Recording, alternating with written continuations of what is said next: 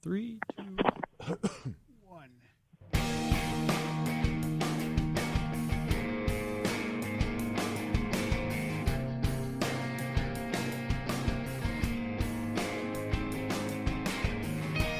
This is the time, this is the place, and this is FC3 Monkey Business, your one-stop shop for everything geeky. And, like we always say, since everything is geeky, if you love it enough, you never know what you're going to get. This is your host, I Am C. This week we'll be talking with New York Times best-selling author Christopher Moore about his new book, Noir. After that, stick around for upcoming events and our question of the week. Morning, gang. Good morning. Hi. We got a low-end crew here at the moment. Well, not low-end in terms of quality, but low in terms of, like, numbers. We got Billy. Hi. Hi, Billy. Tanya's here. Hi. And Sherry and Chris are on the phone today. Hello. I was going to say, are they? Why? Yeah, I know. We've been having technical why so few, difficulties. you may ask? It's because we had a tiny little, not like a 1991 level, but we had an ice storm overnight. A little weather event. And it wasn't even little like event. the April of like a couple of years ago ice storm. It was just No. an annoyance. It was enough to nearly send me on my tush on my way out the front door today.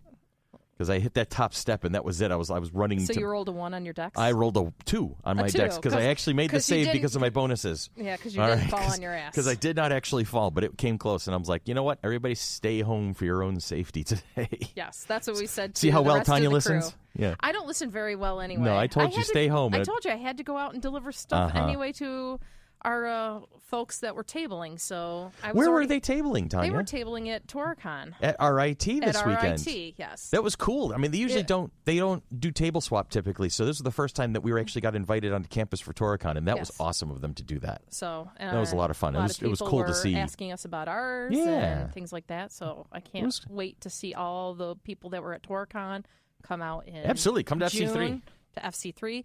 We're hoping that there's not going to be any white fluffy flakes. But it is Rochester, so you never know. Anything's possible. Hell, I'll deal with like 50-degree weather in June. There you go. It's not this not fluffy flakes or ice. Mile-an-hour winds. Chris and Sherry, how you guys doing out there? Oh, we're supposed to get snow tonight. Are you blaming Angie? We're blaming Angie. We always blame Angie. Angie, you are the snow queen this year. Do you think that she's like done with this? I don't know, because here's the thing. Every time I take Angie to task on the snow and ice, she just laughs and goes about her business. So I think she just finds it the best running joke ever. I think Sherry and Chris have decided that Angie needs to be sacrificed to the snow gods. I'm seriously. There's a fatted calf and somebody's firstborn's getting it next week if this continues. I'm saying I don't know. that What right do you think, now. Sherry, Chris? Are we sacrificing Angie to the weather gods? We'll sacrifice. I think Angie is a firstborn too, so that would work. Oh, okay. Yeah. Are we okay with that? This has gotten awfully dark. So's the weather. This is what weather does to people. Like, we need the sun. We're a solar-powered race, the human beings. We need the sun, and we don't get it. Sherry and get Chris cranky. are done with the snow. Yes. Okay, what I was trying to say was, Sorry. I think Angie is a weather god, and that's the problem. Okay. Well, that she's weather not goddess she's not a has to go. sacrifice to the weather god. She is the weather god. Got it. Yeah. So we're kind of screwed. That's good. I gotta remember to tell her that when at work tomorrow. Oh, so let's get some business done, shall we? What's that, Sherry? Yesterday. What's that, Sherry? I'm just glad we did this yesterday. Yeah. Because you guys had your fundraiser for Central NY Derby, right? Yep. Yes, we At did. the We were at Wanna Play Cafe. How'd that go? Not bad. We had a lot of people come out and see us, and it was nice. We had a good time. Good. Schnazzy. All right, we're going to get some business done? Let's get some business done. Okay. So we'll start with some sponsorship shout-outs. This list has changed a little bit, so brace yourselves for this one. We're going to do our shout-outs to usual. Knox Craft Cocktails and Comfort Food, located at the Village Gate. Selena's Mexican Restaurant, right across the hall from them. The Great Escape Room. The Sherlock Holmes-themed escape adventure on University. And Wibbly Wobbly Timey Wimey, bringing us Caitlin Blackwood, the Young Amelia Pond. But we have new sponsors. Woohoo! Yay, We do? we have new sponsors. We do. Pop Rock Comics, Caffeine and Culture, and Redfin Realty. Wow. So big shout out to Pop Rocks. Woohoo. It's FC3 member Jason Hilton and his gang over there, Colin Delaney and On crew. East Ave? On East Ave. I haven't had a chance to stop out there yet. The Billy! weather's been so lousy. I know. I don't want, because I have to walk and take the bus and stuff, Right. I don't want to leave with purchases and have them immediately get wet. Yeah, I can understand that. We'll get you over there soon, Belle. So once the weather clears up, it's within walking distance of my work, and Okay. I've been looking forward to it. In fact, it was really nice one day, and I walked down there, but it was a week before they opened. Oh, So You're a little early. you're like, It was a little early. But yeah, it's a great little shop, and with the TVs and the tables, you can get your coffee and your cereal and tea and stuff like that, hot chocolate, and read some comics. read some comics, play some games, hang out. There's some souvenirs and memorabilia. A big Funko Pop collection. Yes. He's got a big He Funko has a Pop couple collection. Jake the Snake Funkos. Oh yeah, And since Jake the Snake's coming to FC3? Rochester, to FC3, so it would be great if you guys actually have Jake the Snake Funkos to be able to get them signed. is that a hint? You're telling? Could telling people? possibly be. I'm If you- not so- telling them anything So that if you they tell a should listener, do. they or should whatever. go to Pop Rock. Yeah. Okay, comics, caffeine, and culture. Buy a Jake the Snake Funko Pop and then bring it to FC3 to get it autographed. either that or just bring a big snake in a bag. Yeah, bring a big snake in a bag and a Sharpie, and he'll sign the snake. Yeah, I don't think we're allowed snakes in the No, convention just sign the center. bag. What? What's that, Chris? Sign the bag. Just sign the bag? Just sign the bag. Sign the bag. Yeah. Not that he has a problem with snakes. Obviously, he doesn't. No. But I think if somebody took a snake out, there might be a little hysterics. Well, yeah. Well, at least hysterics for me. You Well, you make know what the you do? news. Think of the publicity. You know what you do We though. don't want necessarily that publicity. Here's what's got to happen. We steal the door wind block from your house, Tanya. that blue thing? Yeah, that blue thing, the big the squishy- draft- the draft draft. stopper. You stick it in a bag and you bring it up. You bring it into and you go, hey, I've got something for Jake the Snake, and let everybody's imagination run wild at that point. Go ahead. It would then become a Samuel L. Jackson movie. Snakes at a Snakes convention? at a con. Snakes at a con. No, I'm getting tired of these FM snakes at an FM con. Yeah, no. I just Okay. Anyway. All right. So moving on. Moving on. Moving on up. Patreon. What is Patreon? Patreon is a membership platform that makes it easy for you to support Monkey Business and Flower City Comic Con. Please check us out at patreon.com/FC3ROC. All membership levels will include access to the Patreon-only blog, which I've been bad about submitting my contribution to lately. You did a couple. I've done 3 so far, I think, but I'm behind. I got to catch up. Patreon-only blog, plus tons of great perks at all levels. And Sherry, you just kind of streamlined the levels lately, didn't you? Didn't you just recently do that? Yes, I did. Yes, I did. Okay. I also added more levels of if we get to this point, we're going to do this goofy thing, and if we get to this point, we'll do this goofy thing. Oh, some step goals, basically. So is any of the step goals Chris singing? No, but I still have a video of him and Ian that I'm going to be posting soon. Nice. Well, is there any step goals about your Chris fire spinning? There is the next goal when we reach it is we're going to start posting videos of interesting abilities of the Monkey Business cast, and that's definitely one that's going on there. Cool. And I have a video of Chris playing with a theremin that I think I'm going to be posting soon. Oh, cool. A what? A theremin, one of those the devices. Yeah, it's got the ghostly makes the kind of music. Doctor Who noise. Yeah. Oh, okay. It's all done with electromagnetism, basically. Oh. And so you're kind of hovering your hands Now, over it. what's that goal? Because I might have to throw some money up again. Yeah, what is that goal? I think it's when we reach $50 a month. Okay. Oh, and I want to say we're halfway there. Yep. Nice. Halfway Okay. there. All right. What else we got? Apple Podcasts. Sorry, I'm singing. Want to help others find the show? Leave Yes. us a review on Apple Podcasts. Every review will be thanked on the air, and any questions will be answered. We want this to be a conversation, so please send your questions. And if I'm not mistaken, Sherry, we have a question? I think we did have a question. Going to be our question of the week. Oh, nice. Oh, So that's where we'll the cover question that is. at the end. Okay, so we will do the questions at the end of the episode. Very cool. So in addition to Apple Podcasts, you can now find us on Google Play Music and Stitcher. Is there a place you find your podcast and you can't find the FC3 Monkey Business? Please let us know, and we will make some arrangements. So That's cool. So we're Google Google Play, Stitcher, Spreaker, iHeartRadio, and iTunes. and iTunes. That's phenomenal. That's a lot. That's wild. That's mind-bending right there. Can I say thank you, Sherry, for doing all that legwork? Go ahead. Say thank you, Sherry. For Thank you, Sherry, for doing all that legwork. There you go. See, it wasn't so hard, was it? Problem. Nice. She's my hero. She is. She's all of our heroes. She's everything I'd like to be. I could fly higher than an eagle. Because Sherry is the wind beneath our wings. wings. Oh, boy. I think it's time for a break. Okay. So we'll go to break? We're going to go to break. We're going to go to break, and when we come back, we're going to have Christopher Moore on the phone. Moore. Little comedy from Tom Kenny. Beautiful. I always liked Batman in the comic books as a kid because Batman was the committed superhero. Yes. All the other crime fighters in the comic books got their powers in what always seemed to me to be very random ways. You know, they walk through a cloud of radiation, bam, become really strong. Superman, total accident, crash landed on Earth, boom, could bend steel in his bare hands. But Batman made the decision. He looked in the mirror and said, I'm a very rich, very successful businessman. Occasionally I'm going to dress like a bat and slap the bejesus out of people. You got a problem with that? I used to like Wonder Woman comics as a kid. Yeah, maybe the fact she had huge hooters had something to do with it in my fevered 9-year-old brain. You get it any way you can when you're a tyke. And now that I think of it, some things never change. Wonder Woman had great weapons that she used to fight crime. Remember her arsenal of weapons? What did she have? Right, she had her rope or lasso that would make people tell the truth when they were tied up in it. Right, she had her bracelets that bullets would bounce off of. But my favorite Wonder Woman weapon, exactly, she had her invisible plane. That was always the coolest to me as a kid, her invisible plane. What a great idea, an invisible plane. Kind of useless if you're not invisible, though. You know what I'm saying? The bad guys are down on the ground going, hey, Muggsy, who's that gorgeous babe squatting up there at 50,000 feet? I don't know, but she's a honey. Oh, God, she's beautiful.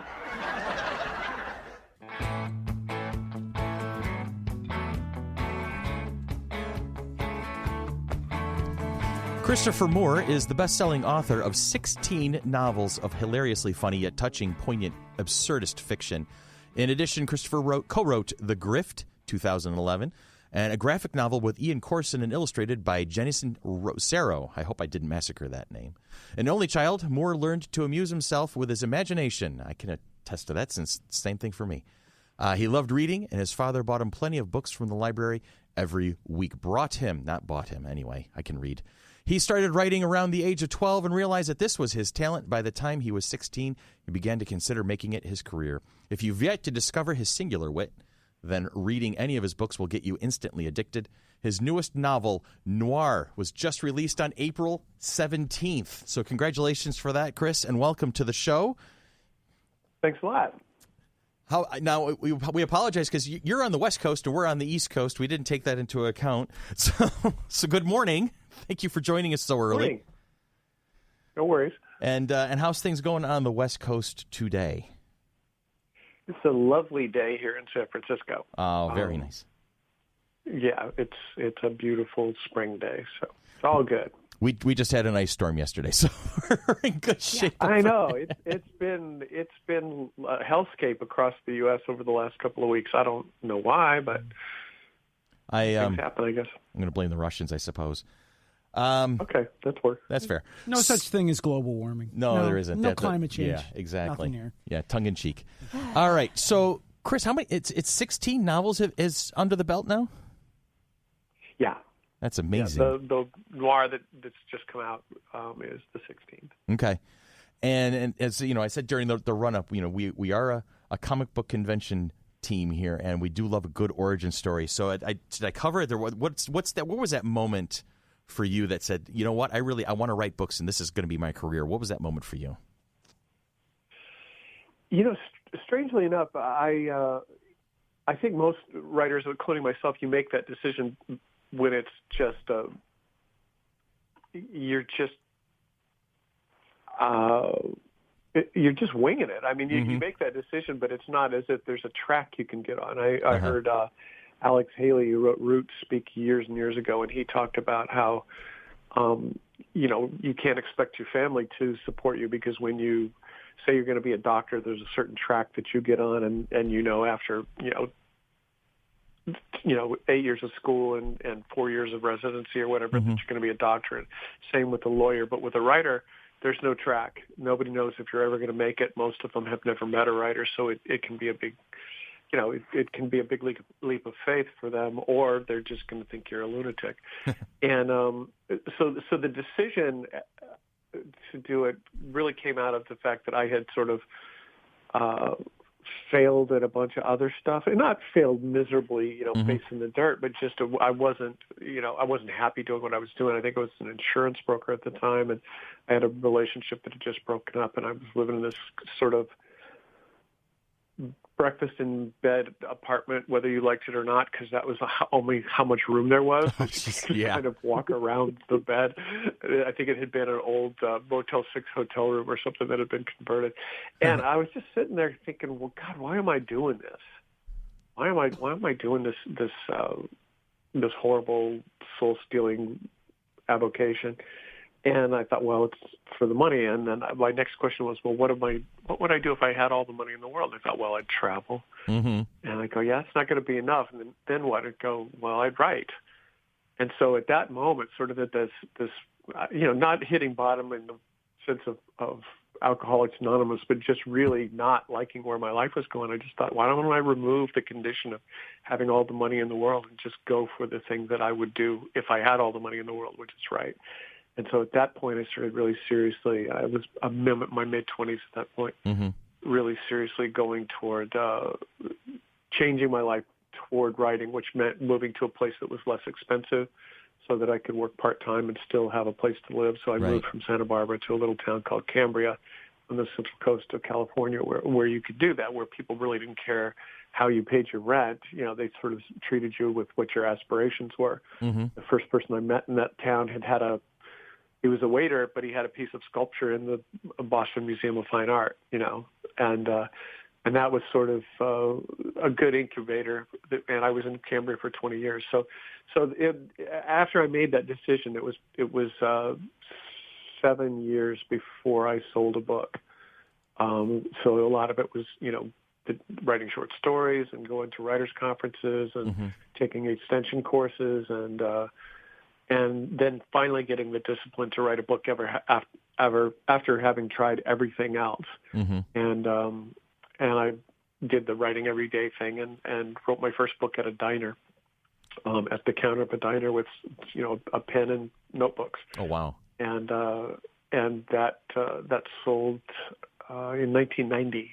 Practical Demon Keeping sold initially to Disney for a film. It's never been made, but they offered me a ton of money. I was waiting tables at the time, and I had gotten an agent through a friend of a friend of a friend, and they called and said Disney wants to buy your book for a film, and they'll give you $350,000, but you have to answer by 7:00 tonight, and because they don't want it to go to auction tomorrow, because Warner and Paramount are looking at it too.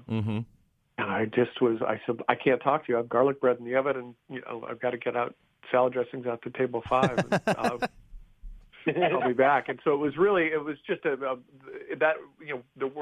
didn't have mobile phones in those days, so they were actually calling like the host desk at my restaurant, and I was trying to do my section and so forth. And so that's my origin story. Is I was literally waiting tables. The drunks in the bar, the restaurant were giving me financial advice. It's real estate. You got to have real estate. Plastic stuff. And it was. I took my apron off and sort of knighted my bus girl. I put it over her head and I said, "You are now a waiter," because there was just no way I was going to be able to finish my night. And I bussed tables for her, and she took my section. So it was really. In that classic sense of rags to riches, it was really that, except it took 7 or 8 years of hard work before I was able to have that happen. 7 years to get to the overnight success. Yeah. And really, 30 years if you go. I had been writing since I was about 12. I just hadn't really put my head down and pursued it, to try and be a professional. Okay. And now Practical Demon Keeping, what came of it then? I mean, the movie rights were sold? Yeah, I sold the movie rights outright at that point, and that sort of put me on par with all of the people my age who had actually been working and behaving like adults up to that point. Because I was sort of living in a friend's basement, in a room in his basement that I was renting, and that's why I wrote the book in a diner. Is I didn't have room for a desk. Yeah. In my room, so I would get up every morning and get dressed and go down to this diner and drink coffee and write every day. So it was, it was just kind of an act of faith in that way that I'm, if I've got to try this. I mean, nothing else has worked, and it did work. But they bought it, and then it went through 4 or 5 scripts, and I think Disney sold it to Sony, or at least the producer left, and it's just been in what they call development hell for 27 years. Wow. And for our listeners, the synopsis that I have written down here for Practical Demon Keeping, oh boy, his not a demon, but a daemon. Is that how you pronounce it when you got the A and the E smushed together? No, demon is fine. It's okay. People get creative. A boy, his demon, and a small coastal town that needs to get rid of them. So, that's cool. I own it in hardcover. Yeah. What was that, Sherry? I bought it back in. I own it in hardcover. I bought it when it first came out. It was my first Christopher Moore book that I ever read. That's and cool. got me completely hooked. Wow, that's an act of faith too. Unknown author you buy in hardcover. Wow, thank you. And if anybody can get if anybody needs a clue on Christopher Moore's sense of humor, let me just run through the list of some of the books that he has published over the years. Blood-Sucking Fiends, a love story. I'm right on for that. Yeah, Island of the Sequined Love Nun. I think one of my particular favorites is Lamb, the Gospel According to Biff, Christ's Childhood Pale, and Bite Me, a love story. Which actually, I believe there's one before that's You Suck, a love story. So there's a certain kind. And I think that goes along with Blood-Sucking Fiends. Yes. They're the vampire series. Yeah, that's a trilogy. Okay, I am so reading that. It took place over, I think, like 15 years. Wow. I wrote the first one, and my publisher didn't. They printed like 7 of them, so the book didn't do well. And you can't write a sequel to a book that doesn't do well. So it took 12 years for my career to recover from that. And then I wrote You Suck, and then that one did really well. It made the New York Times list, and so then my publisher at the time said, maybe we should do another one of these. And I said, sure, because at that point I was on this track of I didn't think they want you to write a book a year, and and as you guys know, in sci-fi it's more than that now. But for sort of, I've been sort of in the popular fiction track, and they expect a book a year. Wow. And I just can't write a book a year. No.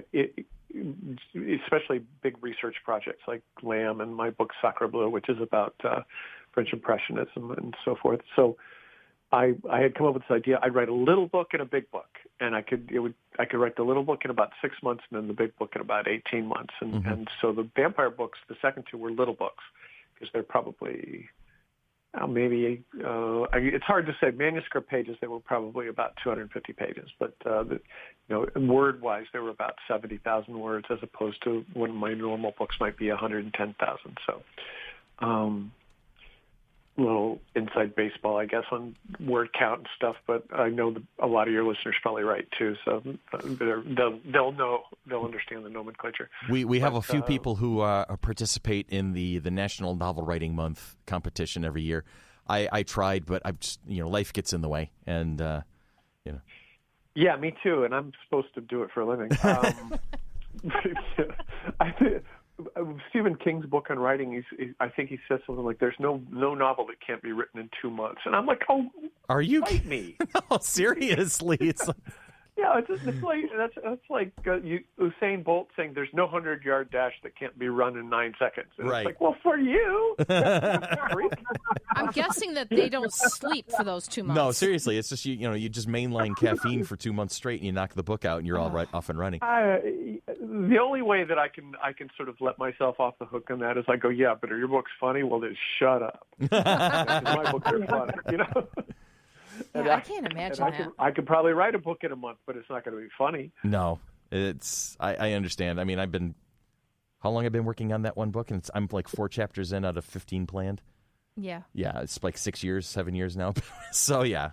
Yeah, I did that for about that long. I did that for probably 6 or 7 years, and I would write these amazing chapter 1s and 2s, but I would rewrite them. Yes, I've done that 3 times now. And then I would just defeat myself because they were never going to be good enough. And so the way I finally got over the hump is I didn't rewrite a word.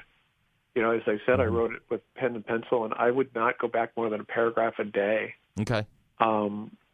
to rewrite until I finished it. And if I would have, I'd go, oh man, that's going to have to change by the time, because something would happen in the plot. It would require it to be fixed in earlier chapters. I just make a note in a journal in the margins, go back and fix, make Travis a girl or something like that. And it worked. I had actually forgotten the last names of some of my characters by the time I got to the end of the book. So I would just write Robert and then a line, and I'll put this in later. And that's how I finally finished the first one after all these marvelous, highly polished chapters 1 and 2s. Nice. See, that's the lesson right there. It's like you have all these ideas. Yeah, just write them down. Stop worrying about it and just put it down, and then figure it out later. Fix it later. Well, the thing that happens, and not to pound the drum because I know it's miserable when you've been working on a book like that. I don't mean to make it worse, but the thing about it is once you've finished a rough draft, you've written a novel. And and you're a different person than you were because you have that experience rather than the guy who's written 4 chapters. True. Because you have a sense of how it all goes together, and you can look back at in retrospect and go, oh, well, that would be better if I did this and that. It's tough. It's really tough. I was talking to Richard Kadri on Wednesday, who's written the Sandman Slim series and a bunch of other books and comics, and he and I sort of agree that it's tough when you do those just blatted out first drafts because you're used to the finished product, but nobody sees your drafts.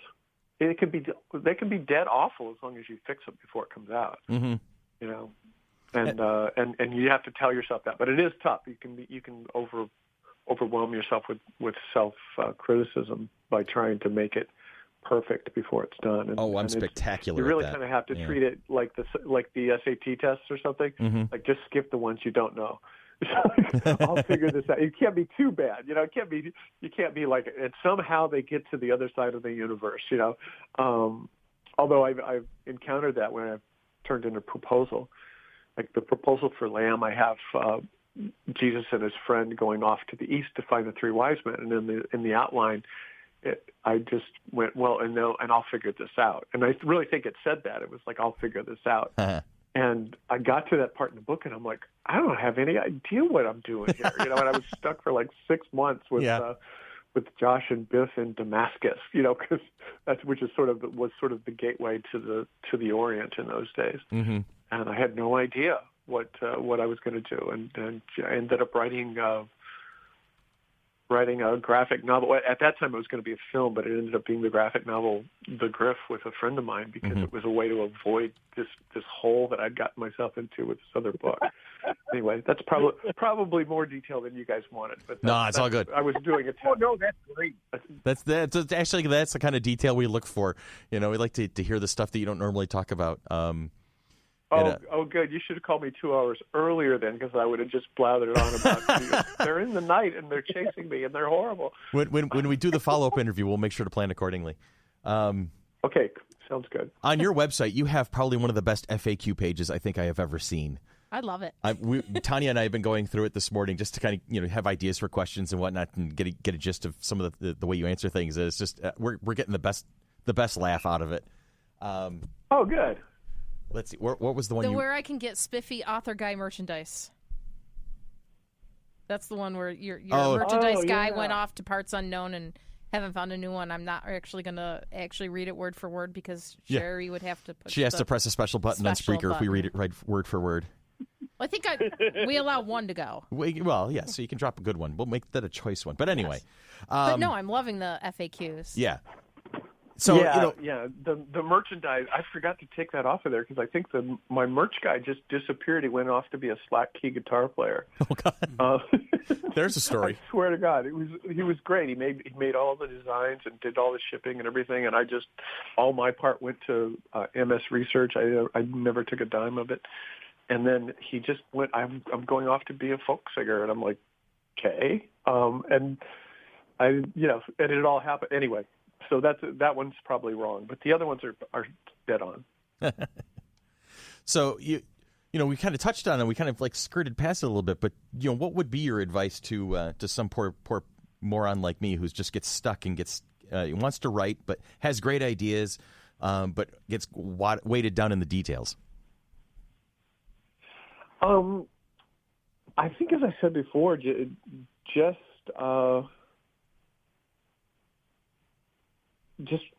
treat it like a standardized test. Like if you don't know it, don't stop. Go on and write the part that you do know. And very often, and I'm not a big proponent of writing things out of order. I mean, I understand, but because I write comedy and a lot of comedy is reactive, I will have a scene or a bit of dialogue that, maybe goes 3/4 way into the book. And you have to, whatever inspires that you encounter in life, it inspires that.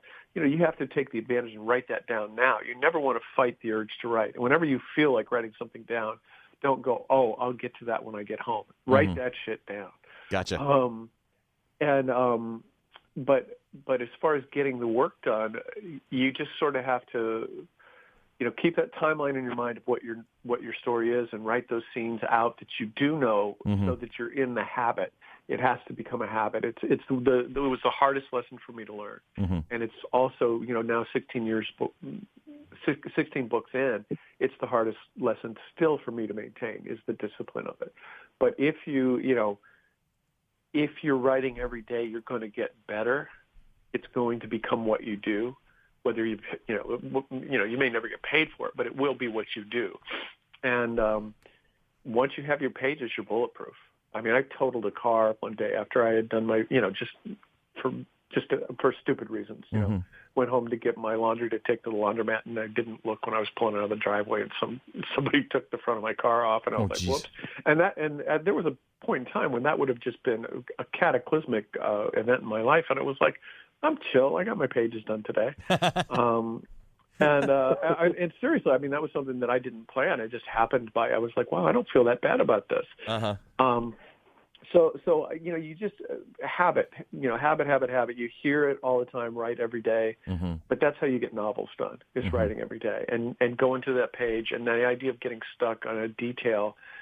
Do keep in mind that you have a reader, and they have a body of knowledge, and you can find out what you don't know later on and fill in that part. I had a friend who was writing a novel, and he was stuck for the longest time. And this was before there was really developed search engines with the internet. We were sort of on, it was, I'd say, the early to mid 90s, and we were sort of AOL, CompuServe, and one other dial-up service was the internet.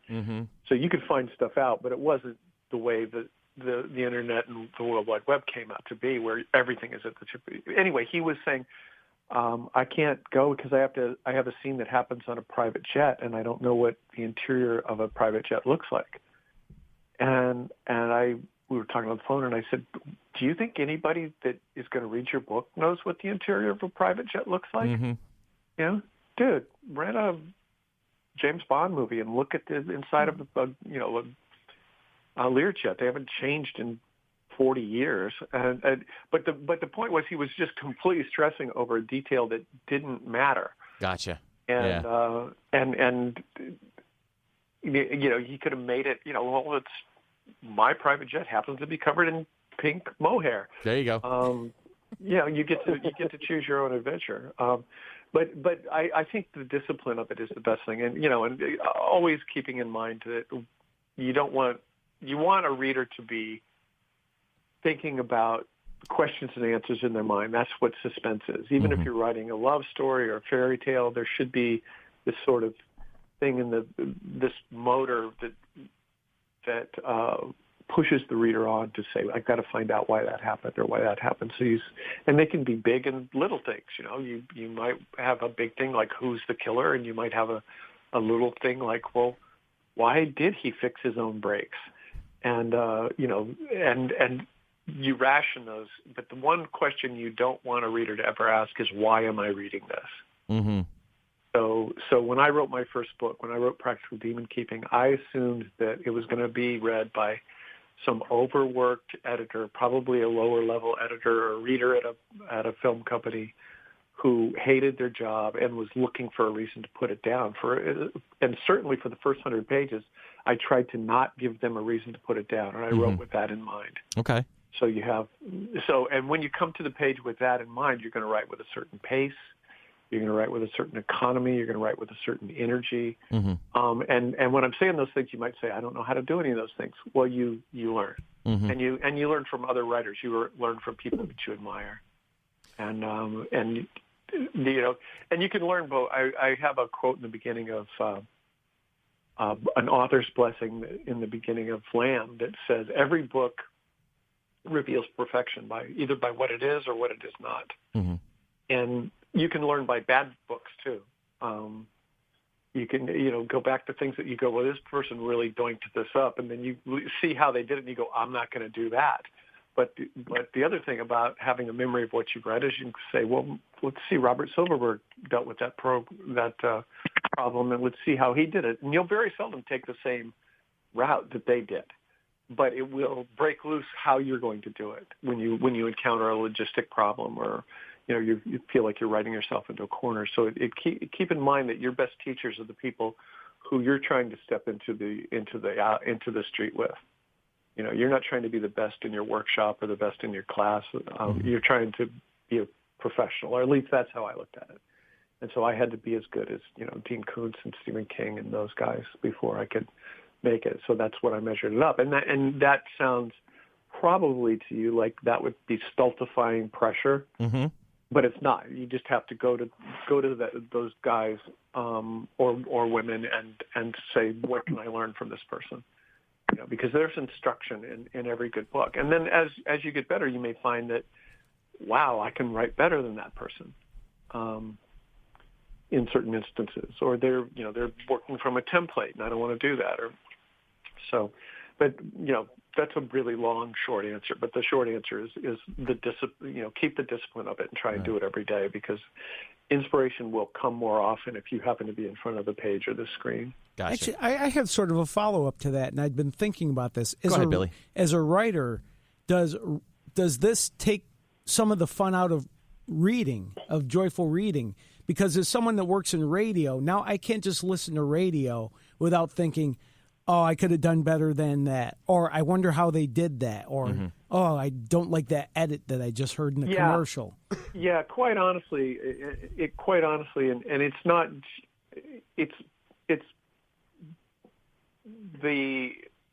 not just because you're always looking at craft. It's just because you become a lot more cynical. Maybe that's not the right word. Or your expectations are higher because you want something that will teach you. It's like, what is this person doing that I haven't seen before? What is this person doing that will help me do my work better? Mm-hmm. And, that's the great thing about writing is you're never going to be good enough at it. You have to kind of accept it. And my wife tells me every book when I go, this is it. I don't know what I'm doing, and I'm going to die homeless and alone in a cardboard box cradling the urine-soaked copies of my book. I don't know why they're urine-soaked, but in that dystopian fantasy, they always are. And she says, "You say that every book," and I go, "Yeah, but this is the real thing." But so you always have expectations that you're going to get better, and then when you start reading stuff, and once you have a bunch of books in print, people send you stuff to read for comment, and there's sort of a hopefulness on it that oh my gosh, if I could just get best book ever, and you frankly don't have enough time to read them, so when you read something and it doesn't grab you in the first 20 or 30 pages, it's like, oh Christ, I know this story. It's a guy who escapes from hell and kills a bunch of people, or it's a guy, you just have these same motifs that come up, and they're new for that writer. There's not a criticism that people aren't being original. It's it's their first time they've written the story about someone escaping from hell or something of that nature. But so the shorter answer is, yeah, it does take a little bit of the joy out of it. First and earliest, because you're looking for something to teach you, or you want to delight in the craft. And then later on, because everything is homework, everything is the assignment. Mm-hmm. Right now I probably have 10 books that I should be reading because I said I'll try and take a look at it, knowing full well I'd never get around to reading the book, not because I'm being mean or casting someone aside, just because I just don't have time.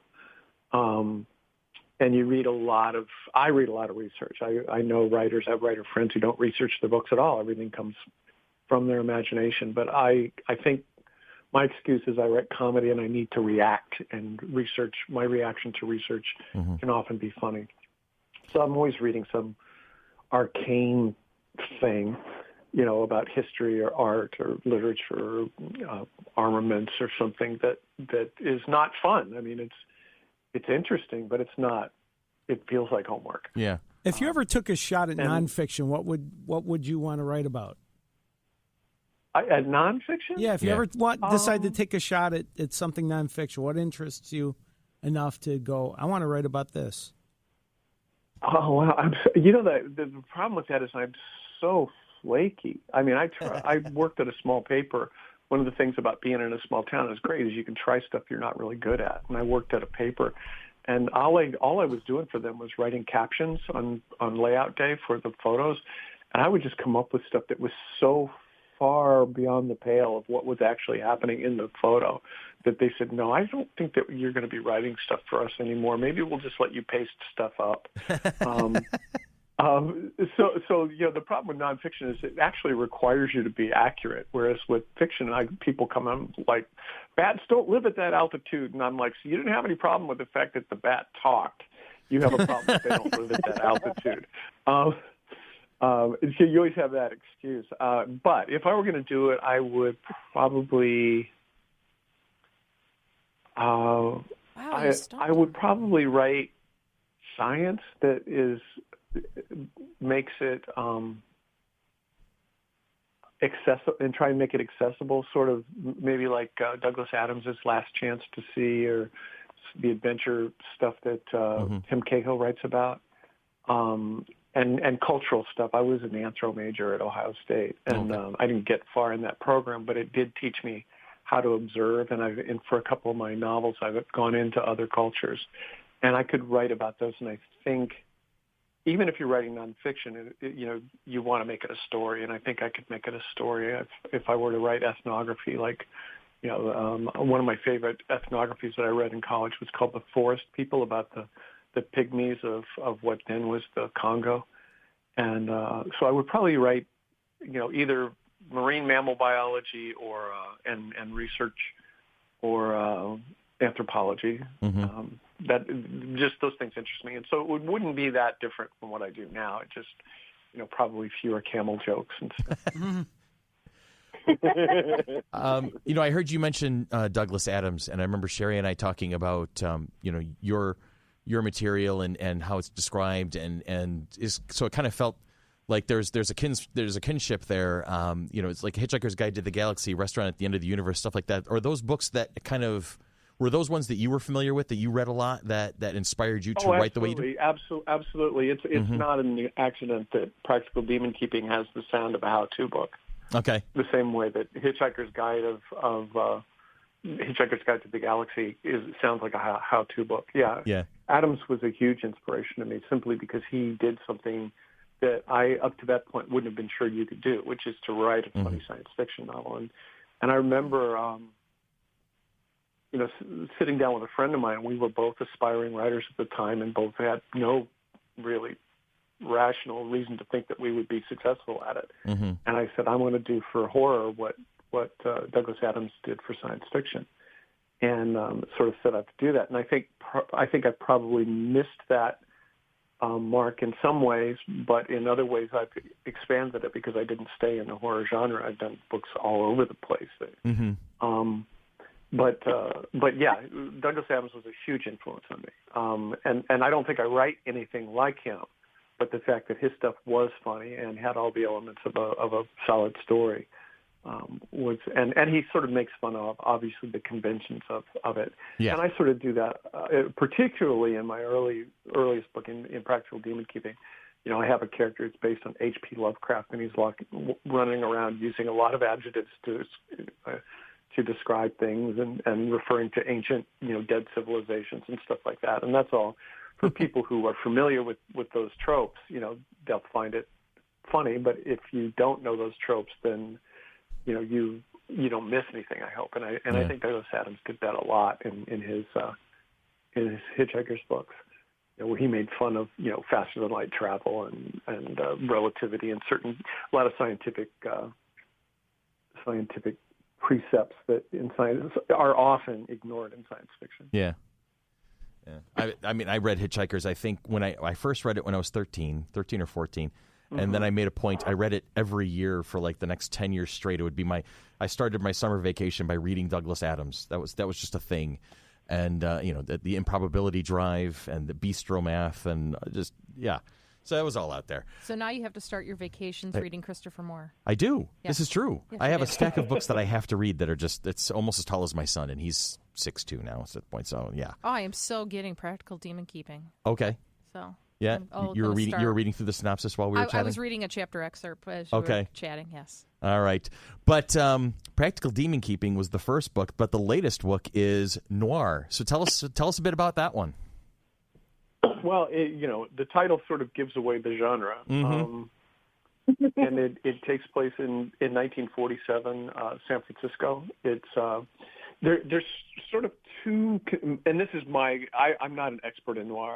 I read sort of I guess what you'd call the classics when I was in my 20s, like Dashiell Hammett and Raymond Chandler, and a little bit of Mickey Spillane, although I kind of thought he was an awful writer, and Jim Thompson and James M. Cain and David Goodis and those guys. But there's the convention of sort of the detective, which you have in Chandler and Hammett, and that's not really noir. It was filmed sort of noirish when it was filmed, and noir comes from a film tradition, not really fiction.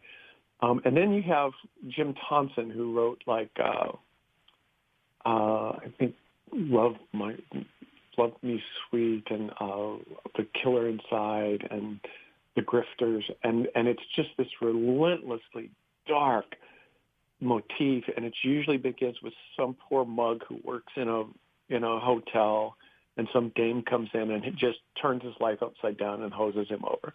And that's the tradition that noir is in. It's about a guy named Sammy Tipton who works in a bar in North Beach, which is the Italian neighborhood in San Francisco, and with a lot of hustlers and stevedores and and mooks and mugs, as he says.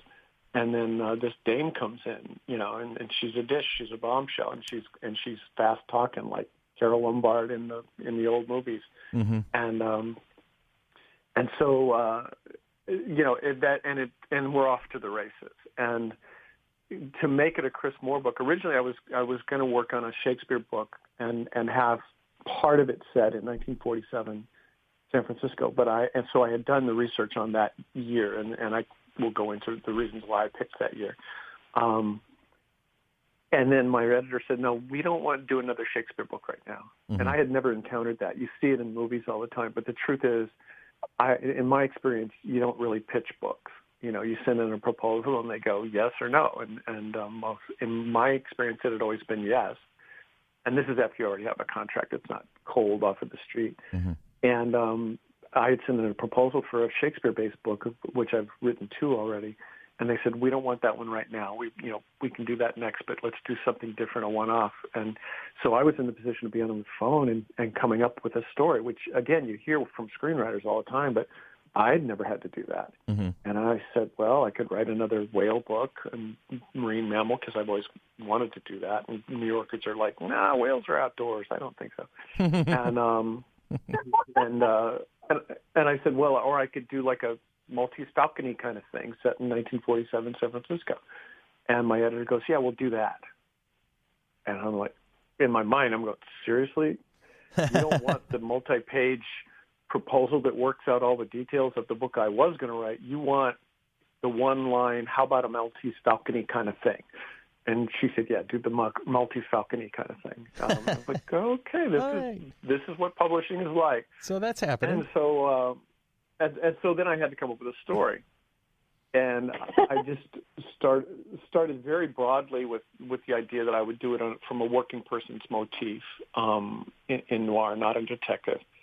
And that I needed sort of the thing that would make it a Chris Moore story, because it's got to be weird. And I wasn't finding that, and I just kept doing general Google searches of San Francisco 1947. And like on the third page of Google, which exists, I found this thing that from a UFO conspiratist, whatever. And And it was just, you know how Google just picks things out of a big block of text that may not have any other context. And it said, well, and we know that General Ramsey was in San Francisco in 1947. And I'm like, who's General Ramsey? So I read the rest of the article, and he was the commander of Roswell in Roswell, New Mexico in 1947, which is the year that the crash happened. And I went, oh, I think I may have what I'm going to have to make this a Chris Moore book. So lightning strikes. Sammy is when the cheese, Stilton is the girl's name. And like the cheese, and so he just calls her the cheese. When she comes into his bar, there just happens to be standing there this Air Corps general who is from Roswell, New Mexico, and tells Sammy, don't worry about it, nothing's ever happened there. And nothing ever had up till that year. And he's trying to arrange some entertainment in San Francisco. So I bring sort of the element of what's going on in Roswell and other parts of the United States in 1947 to North Beach in San Francisco, and you have all the things attendant to society at that time, which is a giant demographic change, and the Chinese and the Japanese and the African American neighborhoods and all the post-war things that are going on, and then you have the Roswell stuff, and then you have Sammy's best friend is a guy who works in a nightclub in Chinatown, and one of the phenomena of that time was Chinese performers who were performing like Anglos. So you'd have guys dressing up like Sinatra and girls dressing up like and singing like the Andrews Sisters, and it was a big draw for the upscale San Franciscans, and it really sort of maintained a lot of people in the Chinatown through the Depression and the war years. But the people who worked in those clubs were sort of ostracized by the other Chinese community because they were kind of selling out. They were sort of pimping their culture in a way. And so that brings the and Eddie Mooshoes is what they call him, is his nickname. He sort of takes Sammy into Chinatown and reveals his culture to him in little shocking pieces, and so we have that as part of it. And then there's a giant racist cop based on a real guy that had looked at the time is trying to beat the northern end of San Francisco white, so it's those elements, and hijinks ensue. I think what it's about. It's a little different, but it has supernatural stuff, and it has a snake, a black mamba, because why not? Why not? And what could go wrong, as you say? And it has a lot. It has a lot of tough talk, which is kind of what drew me to it all in the first place. Was the way the guys talk in those old 30s and 40s movies and books was. I thought that would be a lot of fun to play with, and so that's a lot of it is you mugs, you mooks, you dames, that kind of stuff. The old school.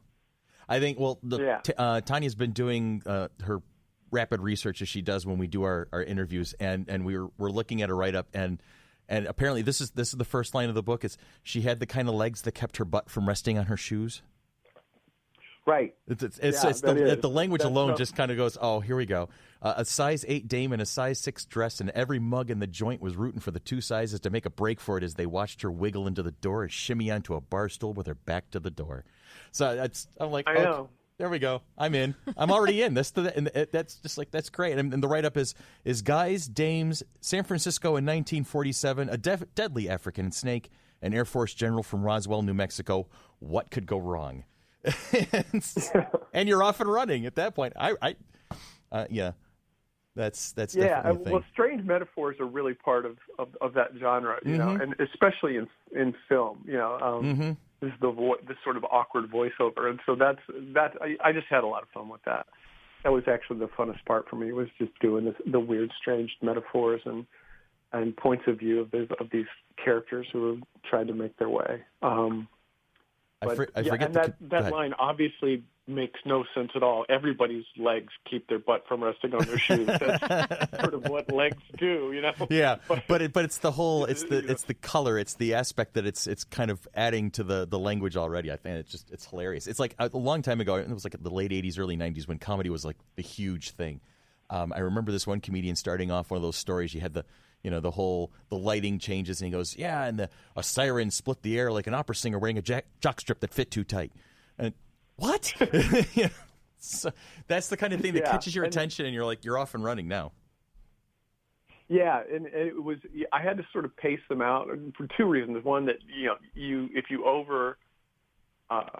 overemphasize, if it becomes too much about the language, then people quit following the story, right? And they're just looking at the page.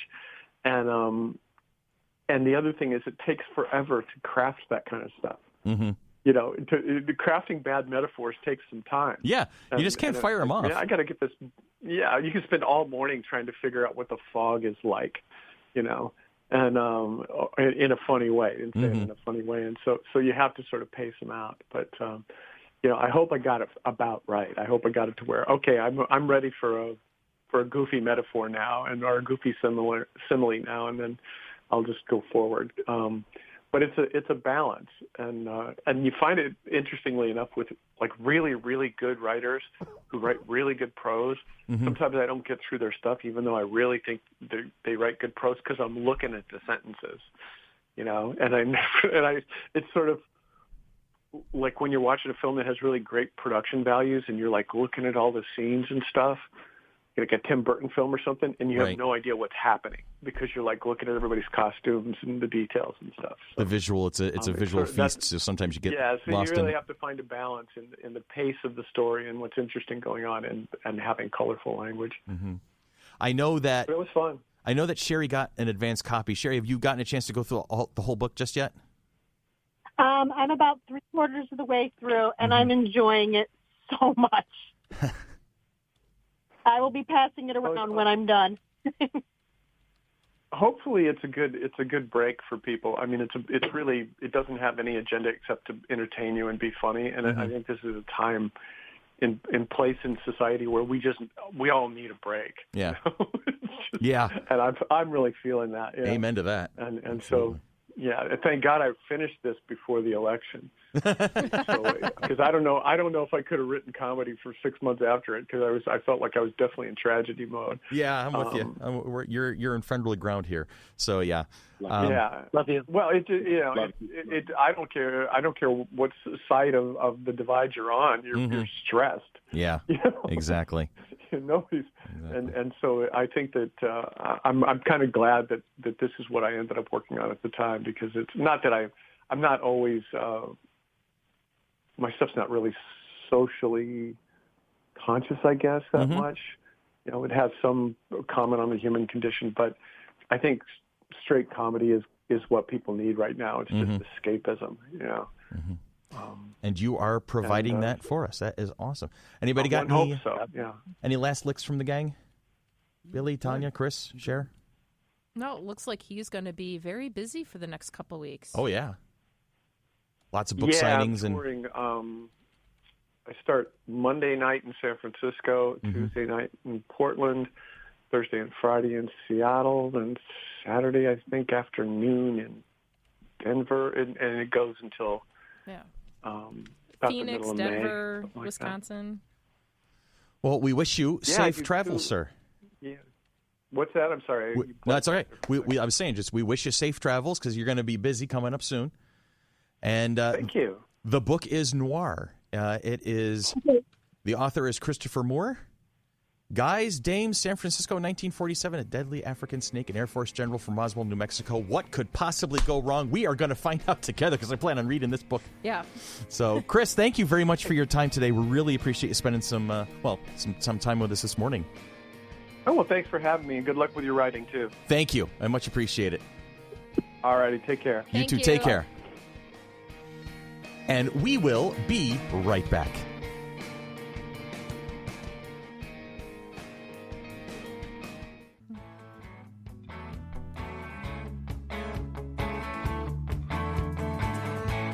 And we are back, ladies and gentlemen, boys and girls, dudes and dudettes, friends of all ages. That was fun. That was a good one. That was a great interview. I'm like, okay, I got to get the book from Sherry when she's done with it, but I think I'm going to go get Practical Demon Keeping initially, or the Fiends one. Getting the vibe off of him as a person, and then some of the excerpts you found while we were doing the interview. I was a big fan of Douglas Adams myself, and I like I said, I read Hitchhikers and all that series often. Yeah, so I think I'm going to start Blood-Sucking Fiends. Blood-Sucking Fiends? Yes, I'm into the vampire stuff. You do? Well, vampires are a thing these days. Yes, they still are, but I still don't believe that vampires sparkle. I'm just going to throw that out there. No. We got some event coming up. We do. It's our event schedule. We can't say plural. The event. It's the event. Flower City Comic-Con, June 9th and 10th at the Floriano Rochester Riverside Convention Center.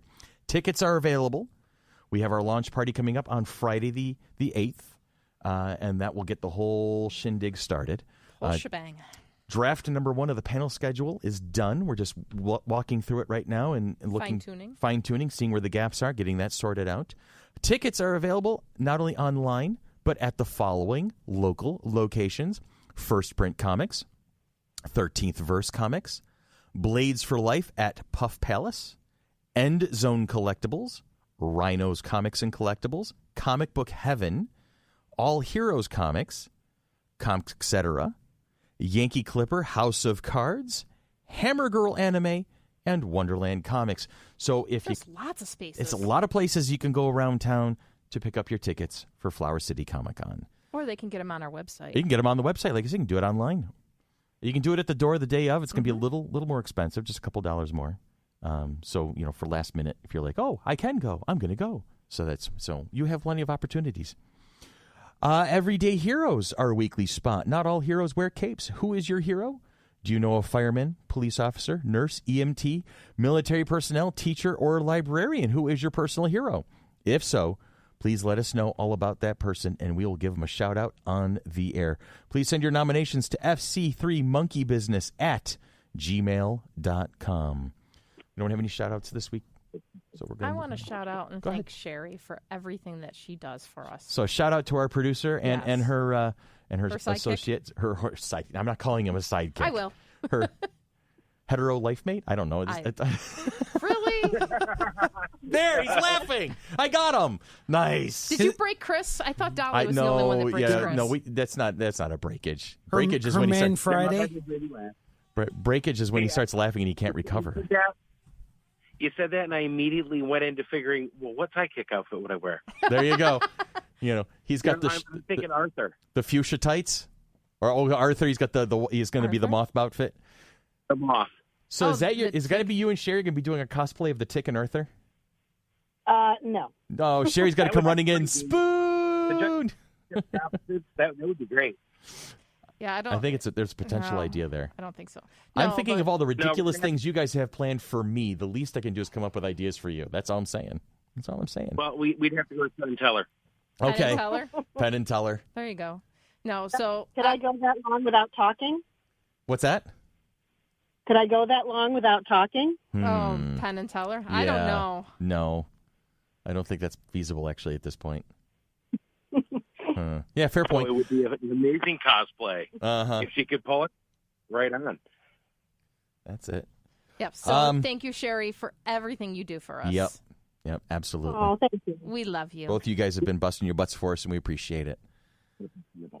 All right. One thing. Go ahead. One thing we didn't talk about with Christopher Moore was Lamb, specifically how it kind of relates to Dogma when we had the episode the other day. Oh, yeah. Fair point. And it's just Tanya, if you want a great place to start with his stuff, Lamb is. Please, I own it. I own a physical copy. I own an electronic copy, and I own a Audible copy. That's cool. That's how much I love that. And who read Lamb on the Audible copy? Was that the Will Wheaton one? No, that's Fisher Stevens. Oh, Fisher Stevens. Right. Okay. Yeah. All right. He did an amazing job. That's all out there. I would imagine. And so is Fisher Stevens. He's out there, too. We are all out there, aren't we? With the book. Yeah. All right. Yep. Our question. Go ahead. Sherry's read me a lot of Christopher Moore stuff while she was reading it. And there's nothing I haven't laughed at that she's read me. He's just so funny. That was really cool to hear him talk normal. He's just like one of the guys. Right, that exactly. Was really neat. Exactly. You made it very comfortable to chat with him. And just the little things he was talking about with writing apply to regular other parts of your life too. Yeah. Not getting hung up on little details, those sorts of things. Mm-hmm. So that was really neat. Really neat. Did I overwrite you guys? I mean, did you want to jump in and I missed on that, or? Yeah, a little bit, but that's okay. All right. That's why I'm listening right now. Before we got into the question of the week. Question of the week. All right. So we're moving on. Our question of the week comes from Patreon subscriber James Irish. James asks, who, living or dead, would be your dream guest for FC3? So, oh, wow. It's Tanya, go with it. You know, I have a feeling I know who you're going to say, or who like might be in the top 3 of what Tanya might say. You know, I think I might throw you for a loop. I'm pretty sure you will, but go for it. See what happens. You know, like thinking about it now, I was going through lots of different ones, but thinking now, because like listening, I would say Leonard Nimoy. It's a good one. Leonard Nimoy would be awesome. That came out of left field for you, didn't you? I was expecting Jeremy Renner, to be honest. Yeah, well, of course, everyone knows that would be a dream guest. That's the obvious one. Leonard Nimoy would be a fantastic guest. Because of like living or deceased, who would be the dream guest? Yeah. Mm-hmm. It's like just to hear the stories that Shatner would pull on them on things and getting it from his perspective. Right. Rather than Shatner's perspective. So, yes. There you go. I think Leonard Nimoy would be one. Any of the Avengers cast would be good. Another Patreon radical geek answered Bruce Campbell. That's a good choice, I think. Sherry, what would you say to that question? Who would be your dream guest? It would probably be a toss-up between Will Wheaton and Felicia Day. Oh, let's get them both. Yeah. Oh, yeah. Chris, how about you? Okay, we discussed this last night, and Leonard Nimoy was the first person I suggested. Who's this? Who else was there? What was the first one? What was the first name? I missed it. Leonard Nimoy was the first. Oh, okay. Person all right. Yeah, you said it so quick, I missed it. Oh, sorry. So we're on the same wavelength. Yeah. You got anybody else? Yes. Oh, my God. Brain just turned off. Yeah, because I asked you this last night. You never answered me what his name was. Last night. No, you didn't.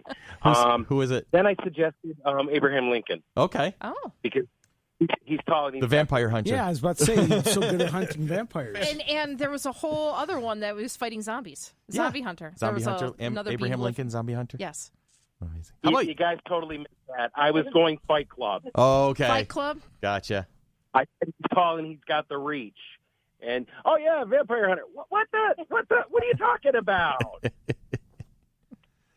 And, then, of course, it was Gandhi because of that.